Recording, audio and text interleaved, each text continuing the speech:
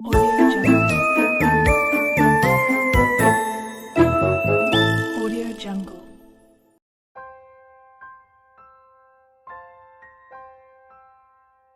गुglielmo Marconi Italy के एक महान वैज्ञानिक और आविष्कारक थे, जिन्होंने लंबी दूरी तक रेडियो संचार बिना तार के संकेत भेजना के क्षेत्र में अग्रणी भूमिका निभाई।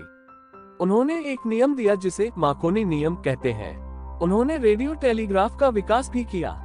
इस महत्वपूर्ण आविष्कार के लिए 1909 में उन्हें भौतिक का नोबेल पुरस्कार भी मिला। आज के इस टेक्निकल समय में हमारे पास एक जगह से दूसरी जगह पर बात करने के लिए एक छोटा सा यंत्र है जिसे हम मोबाइल फोन कहते हैं। इसके अलावा स्थानिक गतिविधियां सुनने के लिए, समाचार या फिर क्रिकेट मैच का स्कोर जानने के लिए एफएम रेडियो है। छवि के स्वरूप में समाचार या मनोरंजन के लिए टेलीविजन है। सैटेलाइट कम्युनिकेशन, सेना में रडार मार्फत या वायरलेस कम्युनिकेशन, सब रेडियो वेव सेंडिंग और रिसीवर के ऊपर कार्यरत है, वो भी लंबे अरसों से। यह सब काम हम आसानी से कर रहे हैं। इसका आविष्कार करने का श्रेय किसी को जाता है तो वो है गुglielmo मार्कोनी। मार्कोनी का जन्म इटली के बोलीन नगर में 25 अप्रैल 1874 ईओ को हुआ था। उनकी शिक्षा दीक्षा घर पर ही निजी तौर पर हुई थी। बचपन से ही मार्कोनी की रुचि विज्ञान में थी। वो अक्सर विज्ञान के विभिन्न प्रयोगों में लगा रहते थे।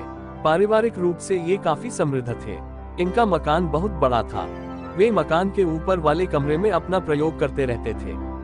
धीरे धीरे वे स्टीम इंजन और बिजली के बारे में ज्यादा पढ़ने लगे। बेंजामिन फ्रैंकलिन और उसने किए हुए बिजली के कारनामों के बारे में पढ़ा, तब उन्होंने पहली बार इस बारे में सोचा, जिसमें उन्होंने स्ट्रिंग और खाने की प्लेट से बने एक कुंटरापशन के माध्यम से उच्च वोल्टेज बिजली डालने का फैसला किया और परिणाम बेहद धुआंधार आया। इनके पिता इनके क्रियाकलापों से खुश नहीं थे, लेकिन मां का सहयोग सदा ही रहता था। उनके जीवन में महत्वपूर्ण मोड़ तब आया जब वे एल्प्स में अपनी छुट्टियां मना रहे थे। पहाड़ की चढ़ाई से थके हुए होटल में कुर्सी पर बैठकर अखबार पढ़ रहे थे। उसमें एक आर्टिकल था जिसमें जर्मन भौतिकशास्त्री हाइनरिक हर्ट्ज ने खोज की थी कि बिजली की चुंबकीय तरंग पृथ्वी की चारों ओर अंतरिक्ष यात्रा के माध्यम से एक ही सेकंड में कई गुना रफ्तार से घूम सकती है। मार्कोनी ने इस दिशा में तुरंत अपने वर्कशॉप में प्रयोग करने शुरू कर दिए। उन्होंने हवा के जरिए ट्रांसमीटर से चिंगारी को टेबल की इस तरफ से उस तरफ भेजने की कोशिश करने लगे और वे सफल भी हो गए। अब उन्होंने इन तरंगों को कितनी दूर भेजा जा सकता है उस पर प्रयोग करना शुरू किया। उन्होंने ज्यादा शक्तिशाली ट्रांसमीटर बनाने शुरू कर दिए और बाद में वो इंग्लैंड से कनाडा तक तरंगों को भेजने में सफल हुए। उन्होंने सन 1896-98 के बीच अपने द्वारा निर्मित उपकरण से बेतार के तार से संबंधित कई सफल प्रदर्शन किए। इसके बाद वे इंग्लैंड गए और वहां आपने रेडियो टेलीग्राफी का सर्वप्रथम पेटेंट प्राप्त किया। पहली बार अटलांटिक महासागर के आर पार रेडियो संदेश आज से 116 साल पहले यानी 1901 में भेजे गए थे।